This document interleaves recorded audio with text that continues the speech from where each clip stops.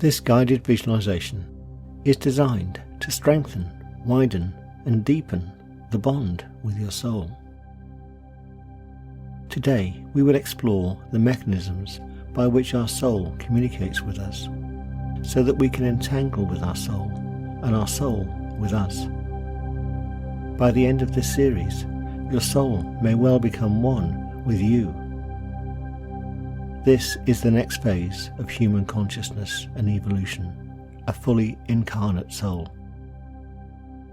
The concept of the soul is one that is without proof, yet many of us feel intuitively and instinctively that the soul exists and that it is an integral part of our being. What is remarkable is that irrespective of whether it is true, imagining that it is brings all kinds of blessings into our world. We start to live a life of bliss and ease. We perform feats which to others can appear like magic. We become super lucky. Unlike when a person might become wealthy and fear the loss of their wealth, this is one secret that you can share freely with others. The result being your soul wealth increases exponentially. Our soul is a constant companion that guides us throughout our lives and indeed in each incarnation. It is kind, loving, giving and forgiving. It also has a sense of humour and uses subtle and sometimes surprising ways to get our attention. Each of us connects with our soul in subtly different ways. Let's explore some of them.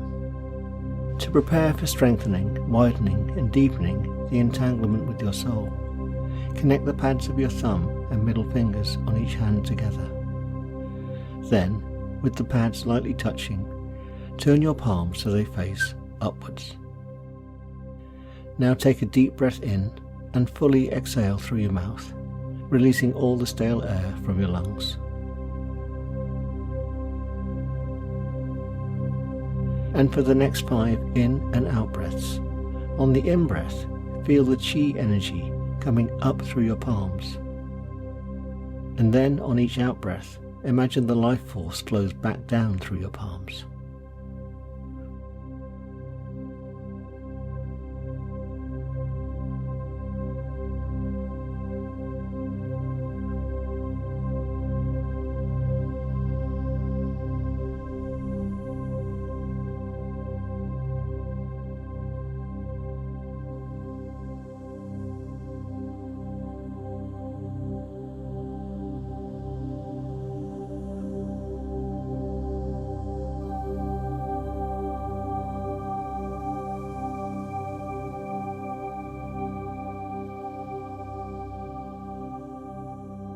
So well done, you've opened the communication channel to your soul.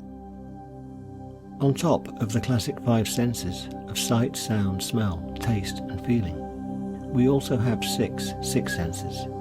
Rudolf Steiner referred to these as being our super sensibilities. Just for a moment, consider your physical body. And if you have them all, the physical senses of sight, sound, feeling, smell and taste. These provide inputs to your brain to tell you and inform you about the world around you. Yet you can walk into a room and sense the atmosphere. You sometimes know who is on the phone before it rings. You might meet someone and be instantly drawn to their appearance, their words, or their very being. Sometimes we get an idea off the top of our head or at the back of our mind. These super senses are called the clairs. Clairvoyance is seeing, clairaudience, hearing, clairsentience, feeling, claircognizance, knowing, and 2 subtle and obscure clairs, clairolfactory, which is smells, and clairgustatory, which is tastes. Each of us has these super sensibilities in different combinations. And these are the senses with which our soul communicates with us. With a busy mind, however, we often miss the signals. Regular meditation, therefore, is the key.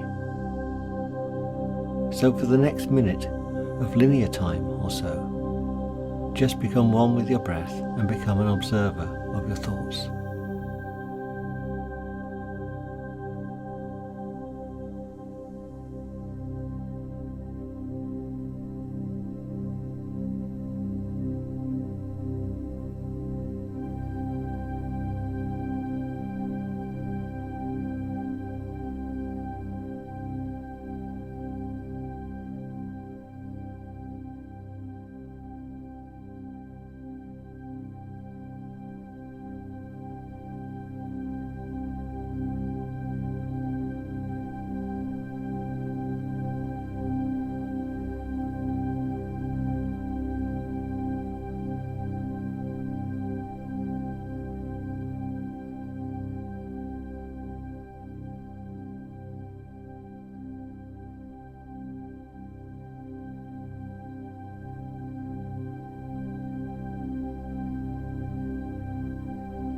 Now you will find a set of meditations on Insight Timer which specifically increase your supersensibilities.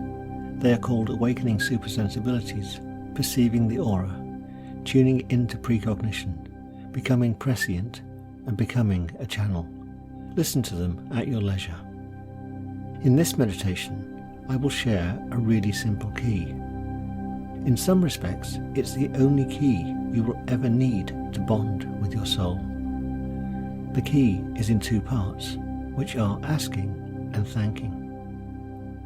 We start simply by musing on all the wonderful synchronicities in your life that brought you to find Insight Timer and led you to this very meditation. Take 1 minute of linear time to thank your soul for all those silent nudges that made this happen.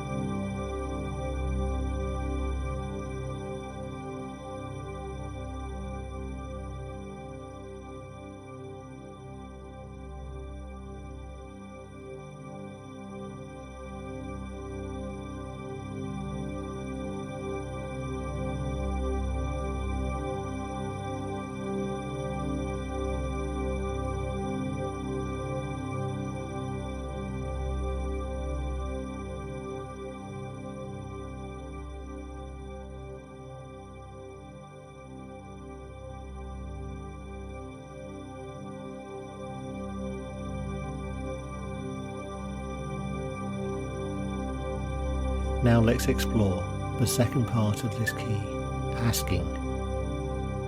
It is advised you only ask your soul one question at a time. It can answer an infinite amount of questions, but we might get overloaded and miss the essential answer. The answer, of course, might come instantly or over the course of the next Earth rotation or moon orbit, but it will come. It is part of our evolution to spot it, and when it arrives to remember to thank it. So all you have to do right now is to think about something you could do with knowing or accessing. Then, once you have your question, before asking your soul, muse on what you will be able to do when you know the answer.